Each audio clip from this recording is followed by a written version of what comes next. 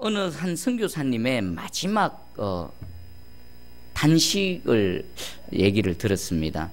이 선교사님은 선교 지역에 나갔을 때에 그 마을 주민들 또 만나는 그 나라 사람들과 불편하지 않기 위해서 어떻게 하든지 친절하게 그들을 섬겼답니다. 그래서 주변 사람들로부터 인정을 받고 또 존경을 받고 그런 이제 삶을 살았는데, 이분이 이제 암이 걸려서 이제 돌아가시기 직전에 이분 하신 말씀이, 내가 이 선교지에 나와서 사람들에게 참 잘 섬기고 친절하게 대해줘서 인정은 받았는데 복음을 전하지 못했다. 예수 이름을 외치지 못했다. 그래서 나의 선교 사역은 실패다. 이렇게 단식하시면서 하늘나라로 가셨다라는 얘기를 들었습니다. 어쩌면 우리가 지금 이 시대가 그런 것 같지 않은 건 모르겠습니다. 사람들에게 좀 잘 어울리려고 복음을 모르는 사람들, 그 사람들에게 더 다가가기 위해서 뭔가를 하긴 하는데 진짜 중요한 알맹이인 우리 복음 대신은 예수 그리스도를 전하지 않고 우리가 구제를 하고 봉사를 하고 섬기는데 복음이 빠져버리면 아무것도 아니지요. 오늘날 우리 이 시대가 우리 한국 교회가 또 한국 교회 성도들이 이러지 않은가 싶습니다.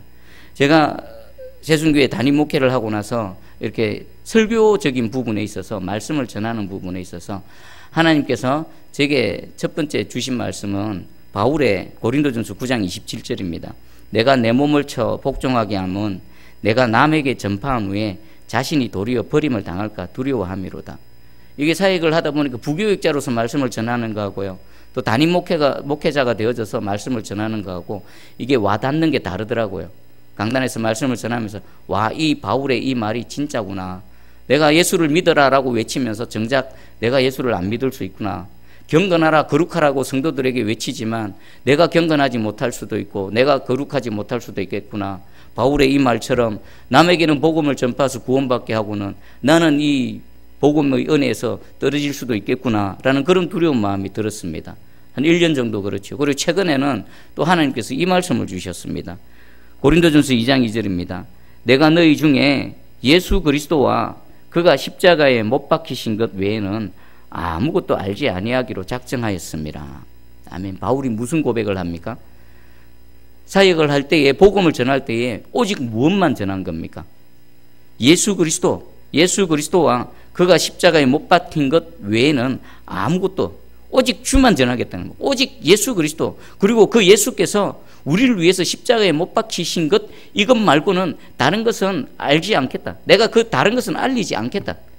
바울의 사역은 전부 뭡니까? 예수 그리스도와 그리고 그 십자가에 달리신 예수 그리스도를 전하는 것, 그것밖에 없었습니다.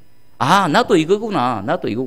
최근엔요, 제 마음속에서 계속 예전에 우리 선배님들이 전도할 때 외쳤던 단 한 단어가 있습니다.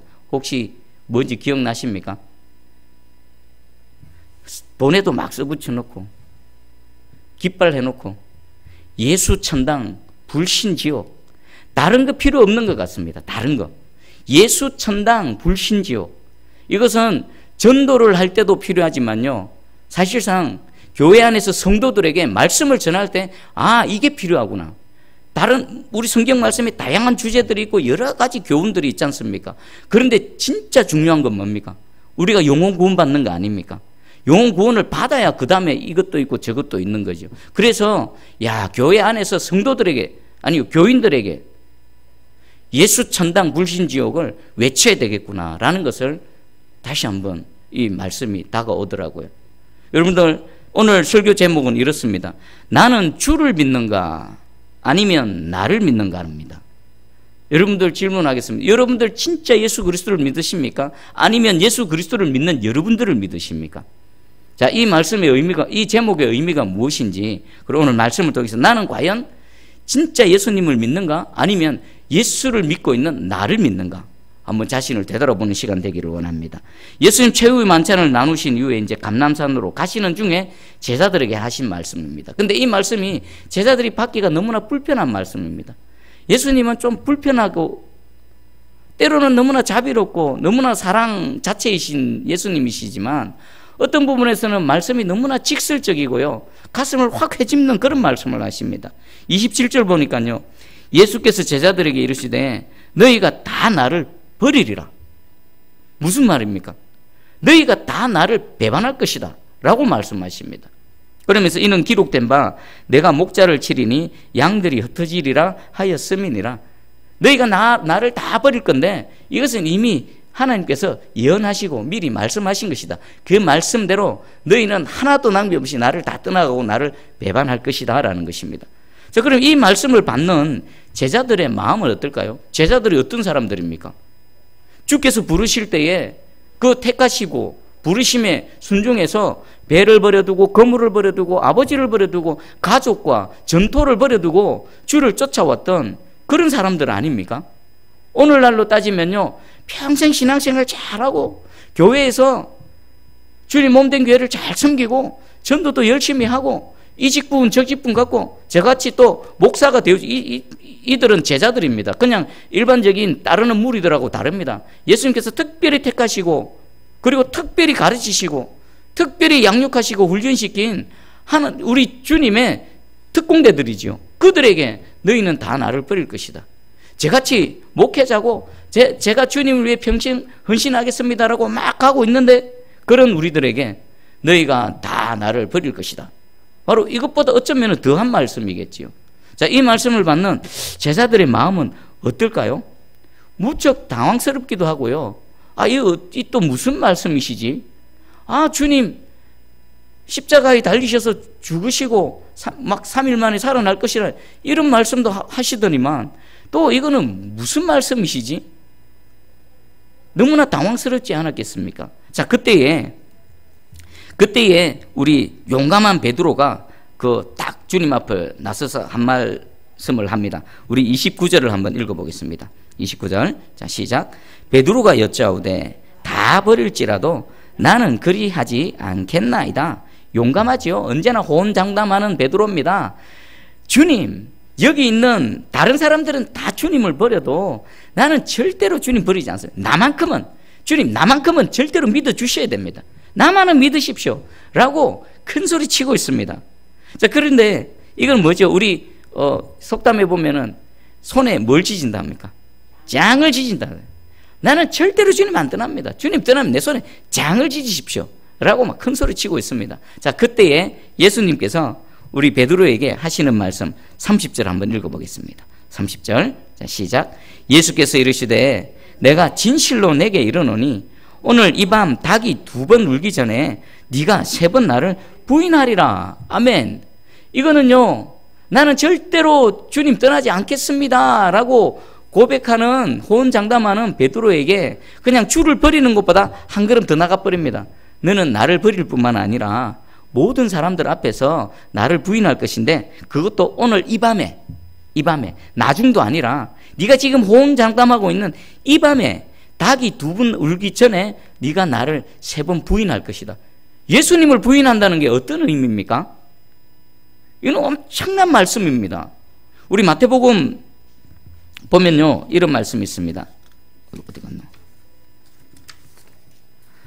마태복음 10장 32절 33절입니다.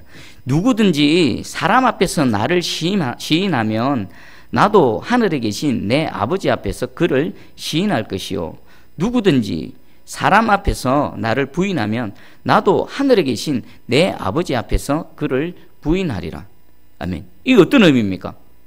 누구든지는 제자도 포함되고요, 모든 사람들 다 포함됩니다. 누구든지 사람 앞에서 예수 그리스도, 우리 구주 되시는 예수 그리스도를 시인하면요, 예수님도 하늘에 계신 하나님 아버지 앞에서 어떻게 한다고요? 그 사람을 시인한다면 인정해 준다는 겁니다. 이 사람은 나를 인정했습니다. 나를 믿는 사람입니다 라고 인정한다는 것입니다. 근데 누구든지 사람 앞에서 예수님을 부인하면 어떻게 한다고요? 예수님도 그를 부인한다는 겁니다.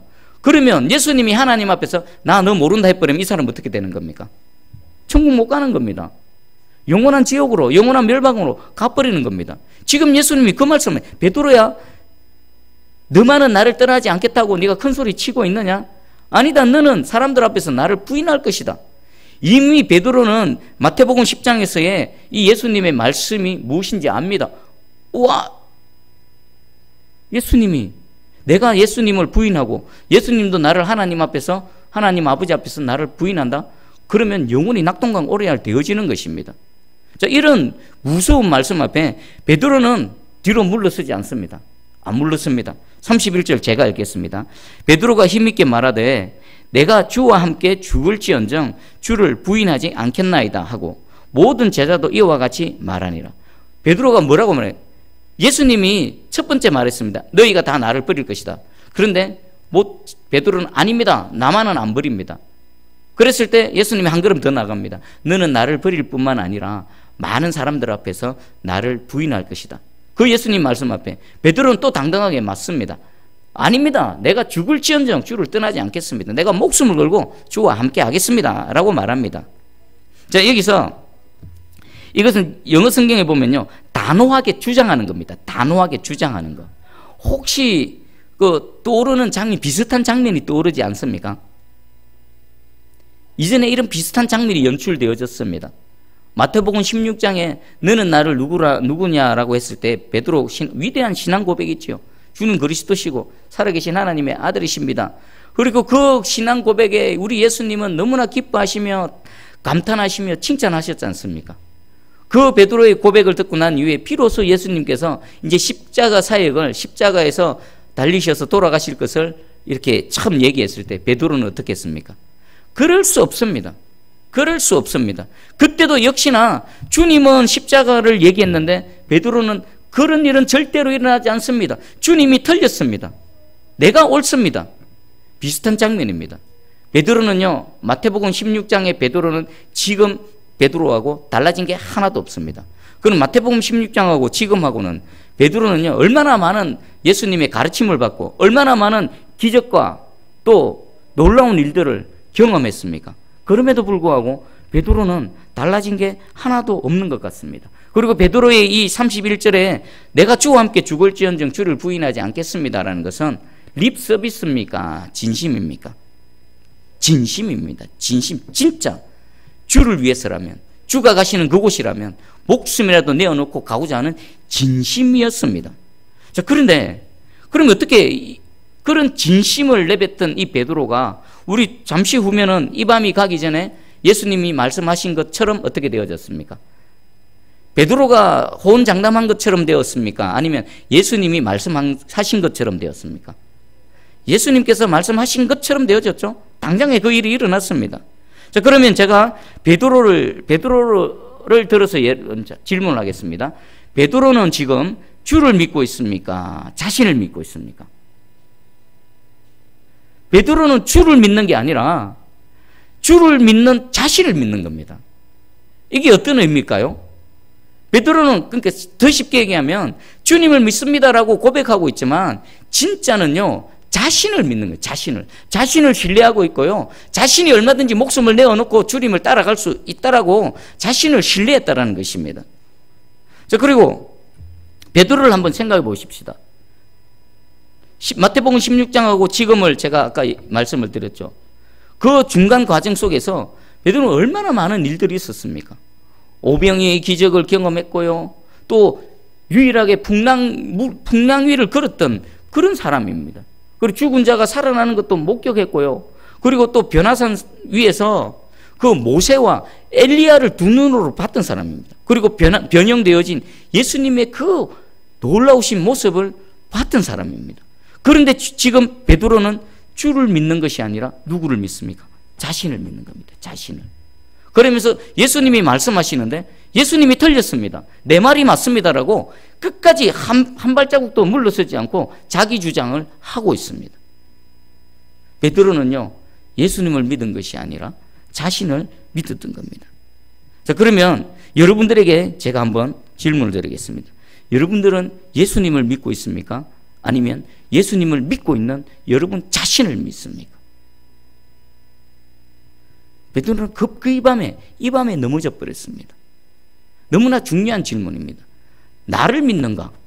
내가 진짜 예수님을 믿는가? 그러면 베드로가 진짜 예수님을 믿는 그런 사람이었다면 너희가 다 나를 버리리라 라고 했을 때에 어떻게 반응했을까요? 비록 이해는 안 되어지고 내 마음으로는 아닌데 나는 진짜 목숨을 걸고서라도 주님을 따라갈 것인데 라는 내 마음의 생각이 있다 하더라도 예수님이 말씀하시면 그 말씀 앞에 입을 다물어야 되는 겁니다.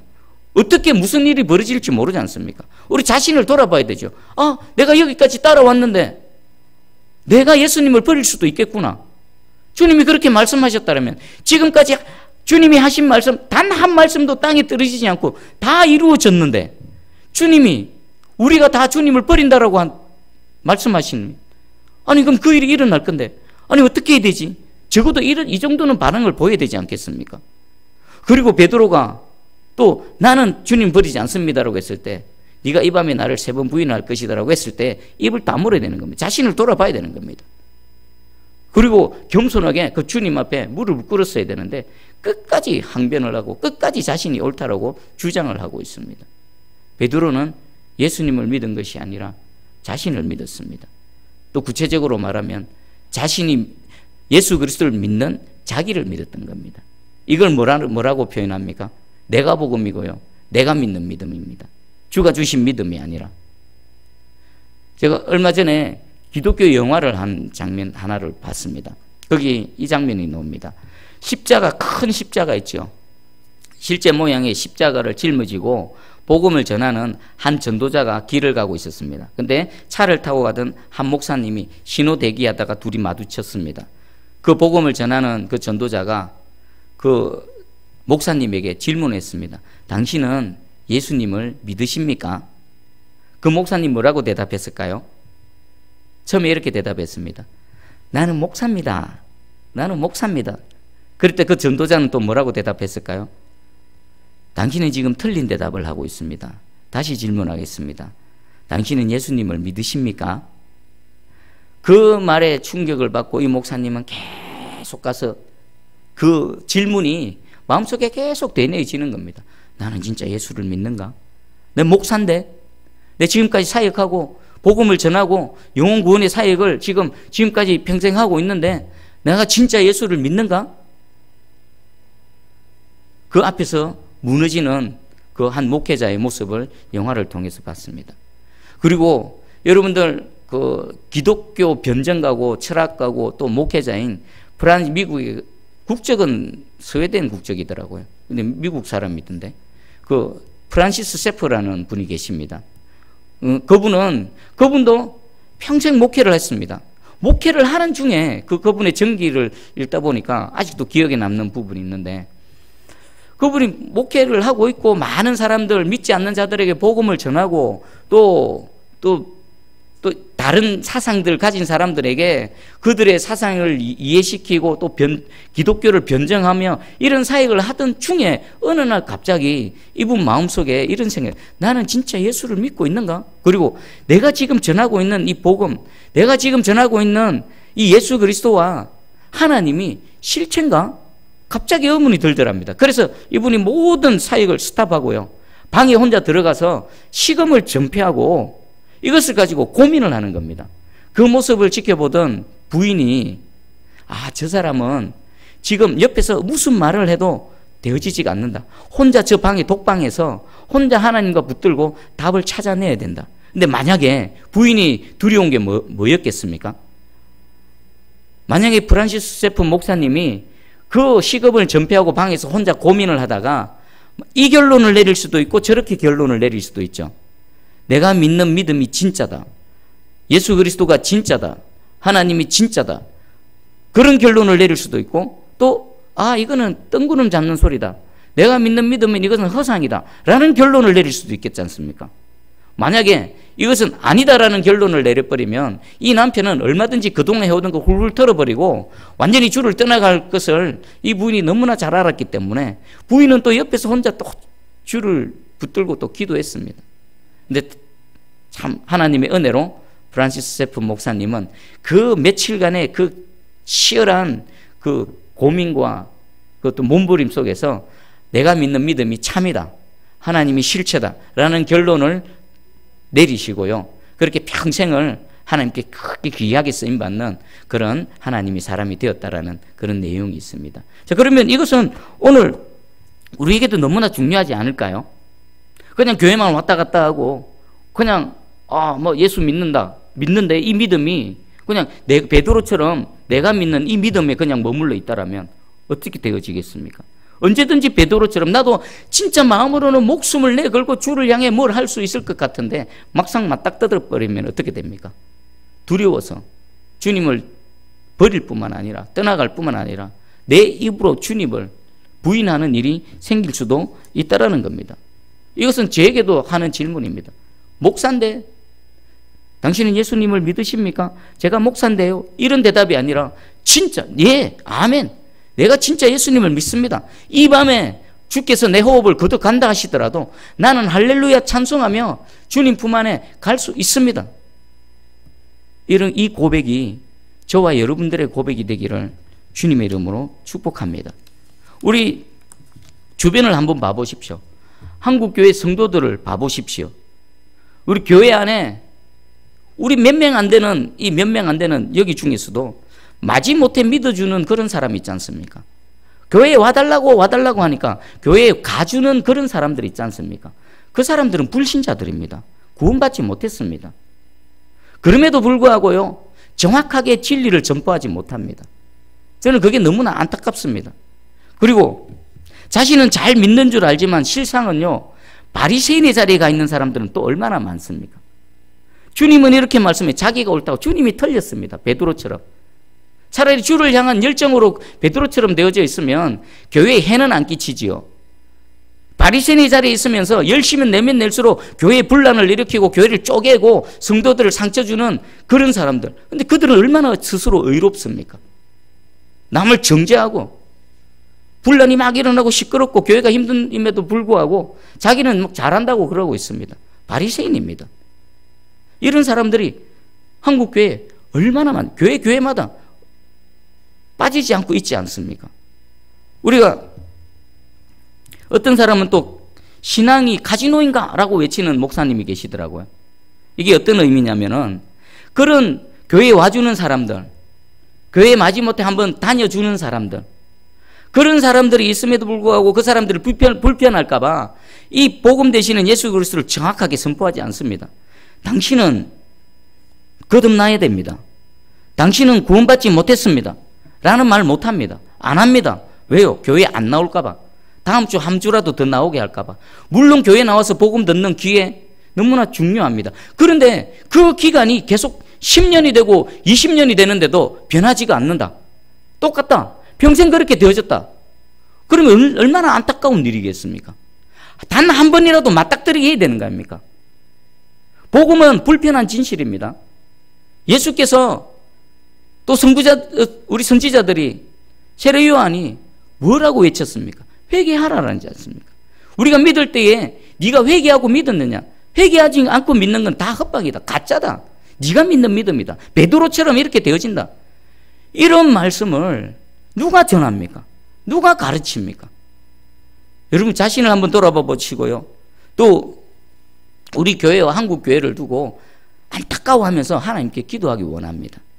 그리고 제가 어떤 목사님하고 이제 중고등부 아이들을 두고 얘기할 때에 그냥 이런 같은 맥락이죠. 교회만 오기만 오면 계속 교회에 이렇게 왔다 갔다 하다 보면 어느 날 주께서 그를 찾아가 주시고 그가 주님을 만나고 변화되어져서 자신처럼 목회자가 되든지 하나님 연신하는 사람이 되어질 것이라고 막연한 기대 가운데 있는 그런 분을 봤습니다. 그때 제 생각은 만약에 안 되면, 만약에 지금 이 상태로 그냥 교회만 왔다 갔다 한다면은 그럼 어떡할 건데? 라는 생각이 들더라고요. 그래서 저의 이런 마음을 어떤 또 다른 목사님은 신앙이 카지노가 한번 착 땡기면은 세븐 걸리는 잭박 터지는 그런 카지노가 아니지 않습니까? 세월 그냥 낭비해서 될 일이 아니지 않습니까? 그래서요, 우리는 밖에 나가서 불신자들에게 복음을 전할 때도요, 예수 천당 불신 지옥을 외쳐야 되고요. 교회 안에 있는 예배드리는 성도들, 교인들에게도요, 예수 천당 불신 지옥을 외쳐야 된다는 것을 다시 한번 깨닫게 되어지는 겁니다. 살아나야 되지 않습니까? 죽은 영혼이 살아나야 되지 않습니까? 적어도 그들의 상태가 어떤 상태인지를 정확하게 외쳐줘야 그들이 회개할 기회, 예수 그리스도를 믿을 수 있는 기회를 주지 않습니까? 교회에 오라 해놔놓고는 주를 만날 기회 자체를 주지 않으면 그 책임은 하나님께서 나중에 다 물으시게 될 겁니다. 여러분들 복음을 전하실 때도요, 어차피 복음은요, 믿는 자들에게는 구원을 주신 하나님의 은혜와 능력이지만 믿지 않는 자들에게는요, 그 어리석고 미련하고 또 그들의 조롱거리밖에 안 되는 겁니다. 그것을 아시고요, 예수 천당 불신지옥을 외치는 그런 저와 여러분들 되기를 축복합니다. 그리고 먼저 내가 믿는 이 믿음이 진짜 예수 그리스도께서 인정하시는 예수님을 믿는 믿음인지 아니면 내가 믿는 믿음을 내가 믿는 건지 정확하게 여러분 자신을 말씀으로 진단하시고요. 오늘 베드로와 같은 자리에 있다라면 만약에 그 자리에 계속 머물러 있으면요, 우리는 언젠가 주님 배반합니다. 우리 언젠가 주님 떠나갑니다. 언젠가 주님 부인합니다. 전적으로 타락한 나 자신, 하나님께서 붙들어 주시지 않으시면 아무것도 할 수 없는 나의 전적인 무능력함을 인식하시고요. 주여 오직 주를 주께로 듭니다. 주님께 내 모든 것들을 내어 맡깁니다. 나의 이 연약함, 나의 이 아무것도 아님을 인정하며 주님 앞에 겸손히 엎드립니다. 주여 나를 붙들어 주시옵소서. 우리가 할 수 있는 건 이것밖에 없습니다. 자, 우리 오늘 기도할 때에 자신을 위해서 기도할 때는 주님, 나의 나됨, 나의 이 전적 타락한 나의 죄됨을 바라보게 해주시고 인정하게 해주시고 그 죄에서 나를 구원하시는 예수 그리스도, 십자가에 달리신 예수 그리스도, 그분만 보게 해주십시오. 그분만 바라보게 해주십시오. 나 자신을 신뢰하는 모든 이 거짓된 믿음, 거짓된 신앙에서 벗어나게 해주시고 주 십자가 앞에 엎드려지는 이 시간 되게 해주십시오. 그리고 우리 또 타인을 위해서 기도할 때는요, 교회 안에 있는 불신자들, 교회 안에 10년 동안 교회를 다니는 불신자들, 교회 안에 20년, 30년 평생 다니는 불신자들, 주여 그들 불쌍히 여겨 주시옵소서. 내가 믿는 믿음, 거짓된 믿음, 그 헛된 믿음 가운데 자신을 신뢰하며 살아가는 그런 바리새인들, 주여 불쌍히 여겨 주시옵소서. 진정 회개하고 믿는 주님께서 인정하시는 믿음, 구원 얻는 믿음을 우리에게 허락하여 주시옵소서. 이렇게 기도하는 시간 되기를 원합니다.